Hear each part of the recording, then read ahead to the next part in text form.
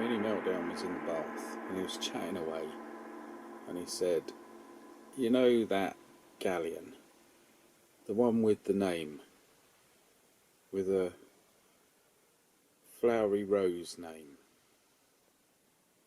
no, a flowery pink name. It's a girly name. It's like a girl's name. The one that sunk." "Oh yeah, the Mary Rose." We were chatting about it, and he said, "Have I got a model of it?" And I said, "Yes. Tragically, it's minuscule. Come on, somebody, make a 1/72 version."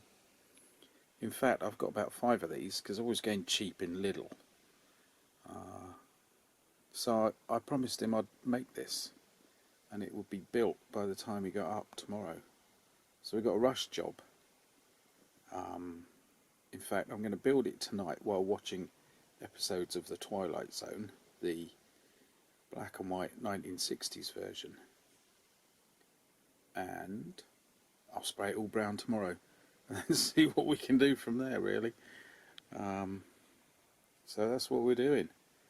Hello, Mary Rose. I've been looking forward to for a reason to make this. And here we are. Minimeltdown wants one. Actually, look at this. I've pre-sprayed it. Oh, that's what we want. We're in luck. At least we'll make some progress. Right, let's get on. Twilight Zone, here we come.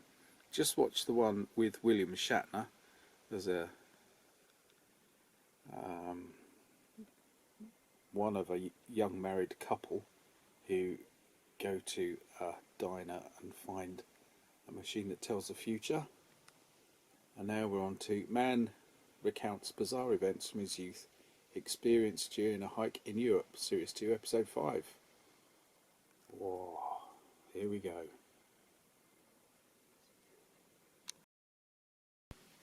And it's virtually made itself. Here we are with the hull. Whoops. And it's wonderful, actually. Everything fits together superbly. A little bit of shiny glue there. What more can you say? It's very, very simple, but very, very rewarding. All we really need is somebody, I don't see why it shouldn't be Airfix, somebody to make a larger scale version. I'm not that bothered with what scale, except I want 1/72, personally speaking, and I do not see why it shouldn't be Airfix. So after decades, pull your fingers out.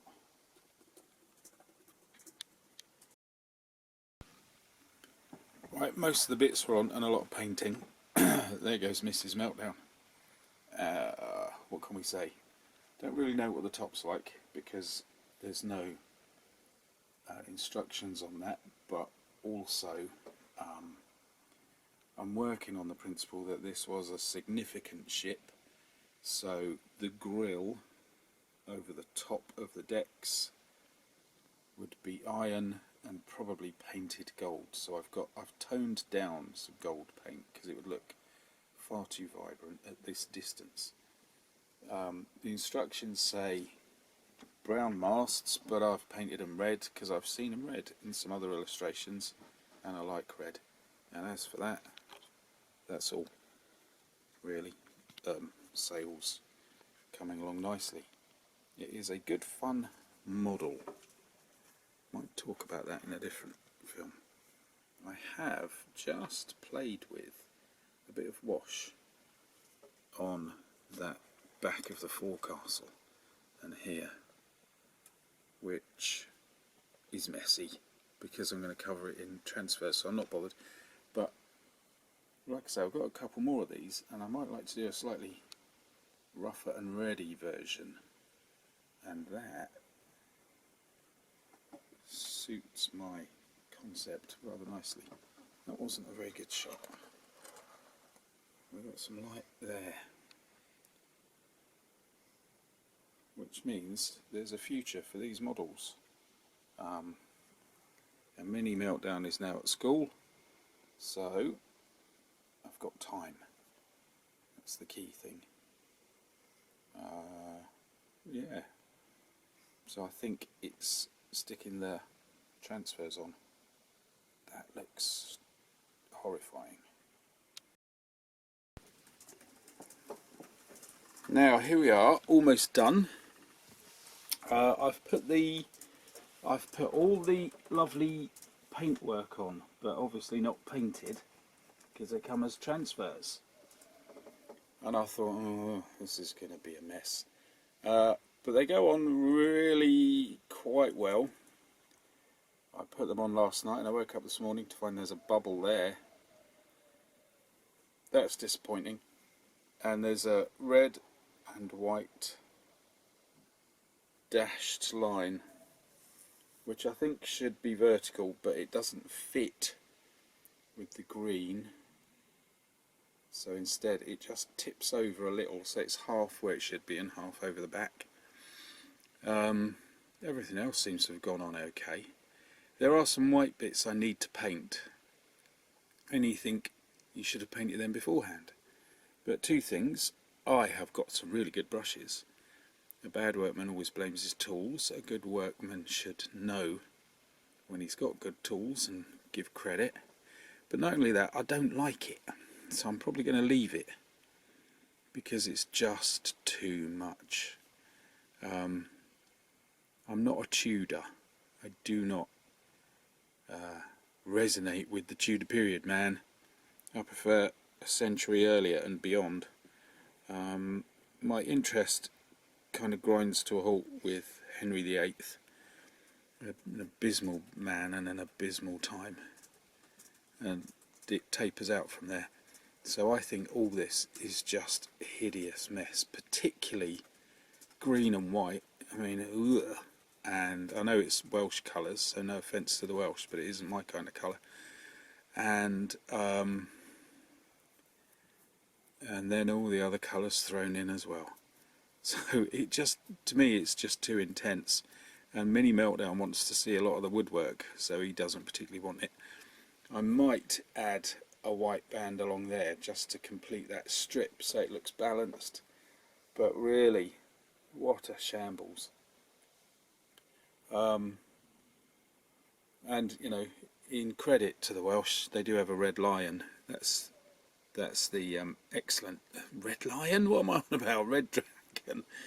That's the you know, hats off to them for good taste. Can't beat a red dragon.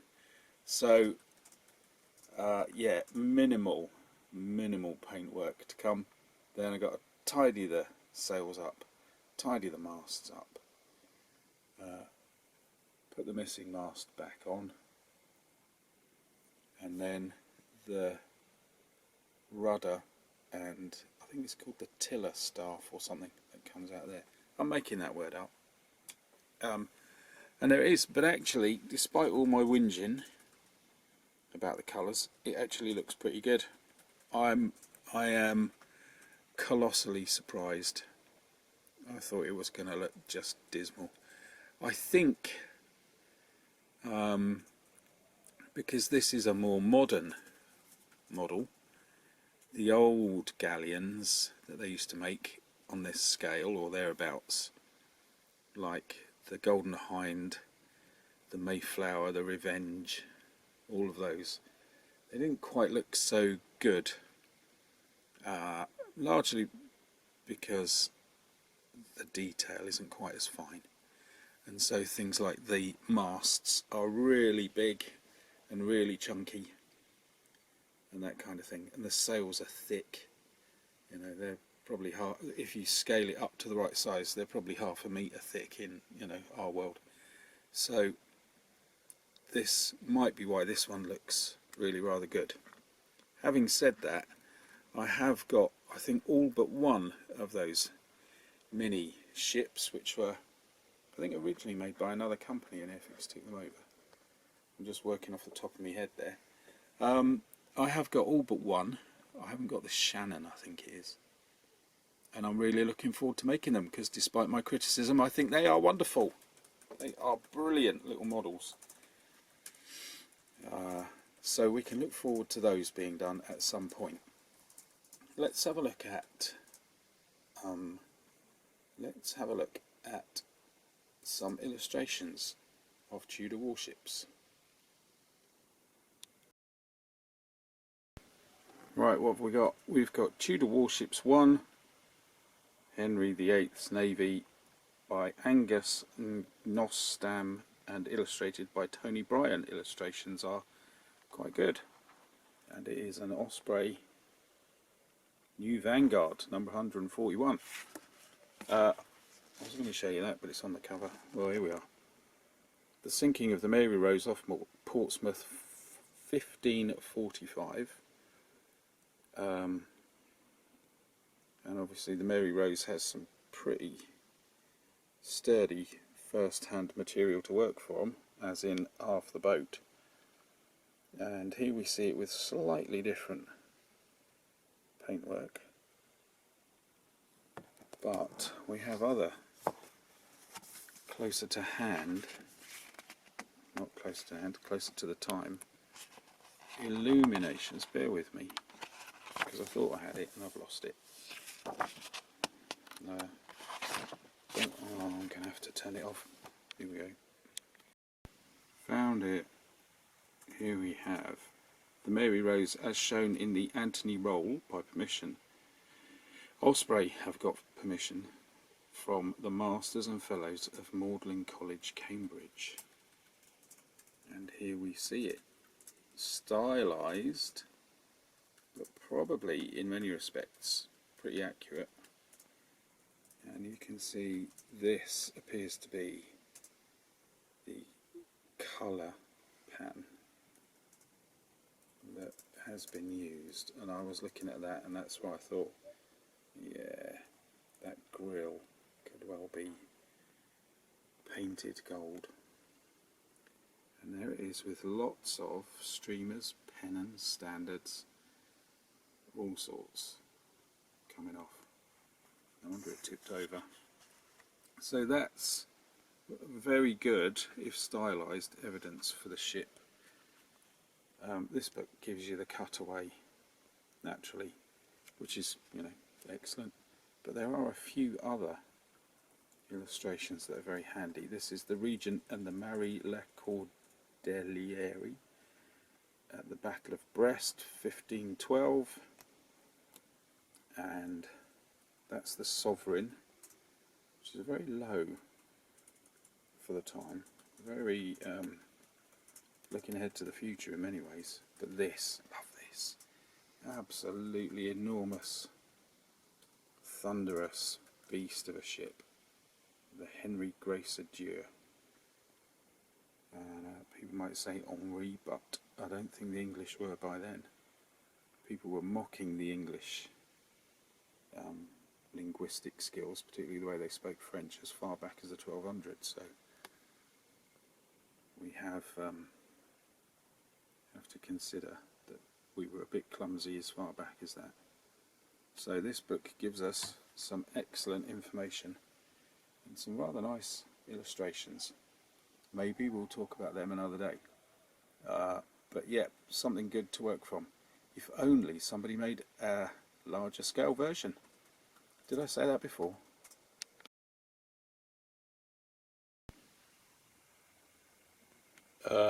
Where are we up to? I've got some white on.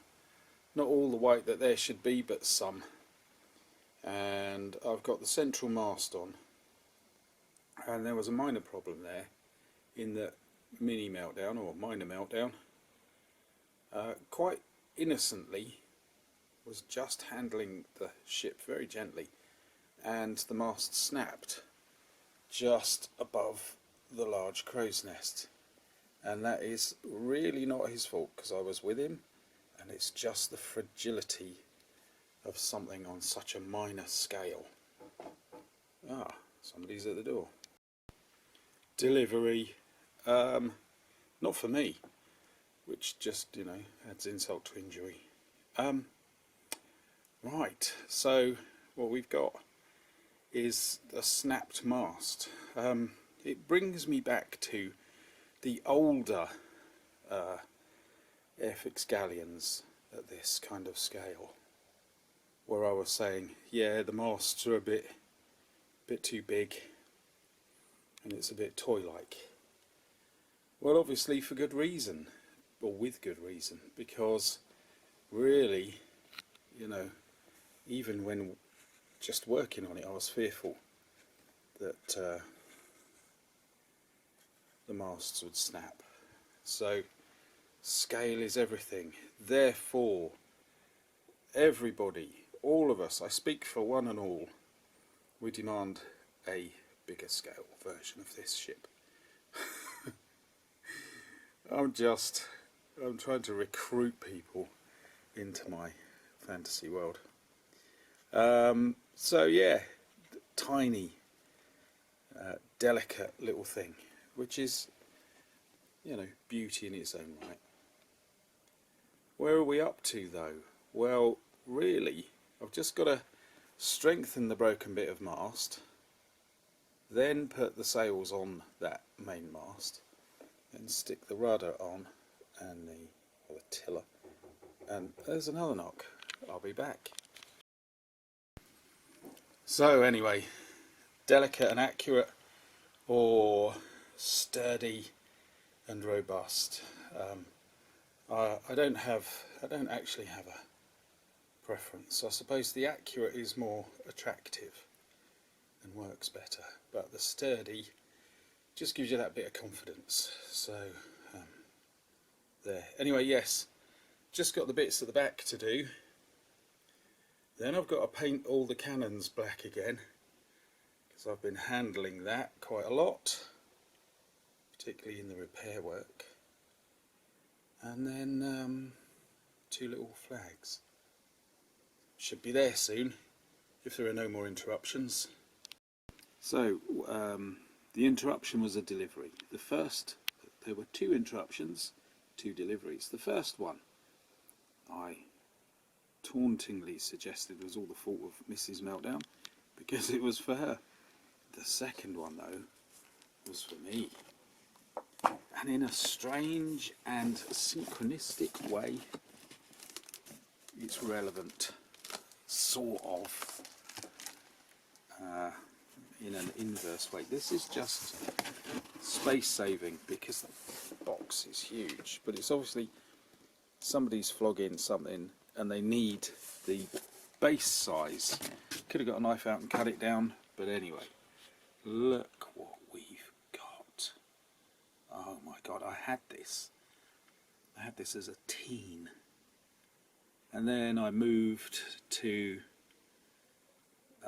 Leeds for Leeds Poly, and then I moved again, and you know how things, you go, oh, get rid of that one. Board games, I'm in a band. And I've regretted it ever since. Forgive me for a sidetrack. Should we do let me know if you want a separate film about this fascinating, intricate and beautifully laborious game. I used to play it with a mate, and we used to play Fripp and Eno's ambient music based on doing like weird looping of the Canon by Pachelbel. I think it was their first. I think it was Fripp and Eno's first ambient music together. God, there was a sense of grace and drama about it. Lots and lots of ships in little pieces, in as little pieces. God, just setting it up took about an hour. Oh, to have that kind of time. Wonderful. I should be rereading the instructions this evening when I should be doing something far more important instead. Just brilliant. Right. I'm such a happy man. It didn't cost much. I've been looking for it for years, and there's plenty of them on there are plenty of them on eBay and things like that, but either they cost ridiculous amounts or most of them are in America, so they don't cost too much, but the postage and packaging is brain hurting. So managed to get one from Britain at a reasonable price, and it was a bid thing and nobody wanted it. Strange world. Anyway, better get back to the kit. Okay, we have finished, but we're in a bit of a rush because we're impatient, aren't we, Mini Meltdown? Is that yes or no? Yeah. Yes. That is a very good ship. Yeah. That did Yeah. sink, Oh. but At least it didn't sink the minute it was launched. no, but Yeah. we can still go and visit it if you're a diver. Oh no, they brought it up, mate. It's in a museum. I thought you knew that. I thought you were telling me that when you were in the bath. Yeah, you knew that. So what do you think about the model? Is that a thumbs up? That's a thumbs up, people. That's a thumbs up. Nice. Alright, we got it, we got it. Are you off? Are you going? Is it as good as you thought it would be? Yep. I can see there's a few things we need to tidy up, but he's so excited. But it's a lovely little model, and it was very enjoyable to make. We've got Blippy on.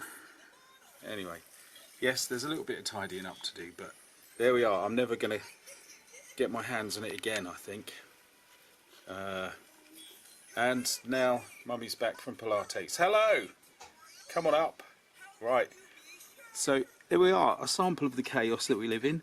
And thank you for watching. See you again soon.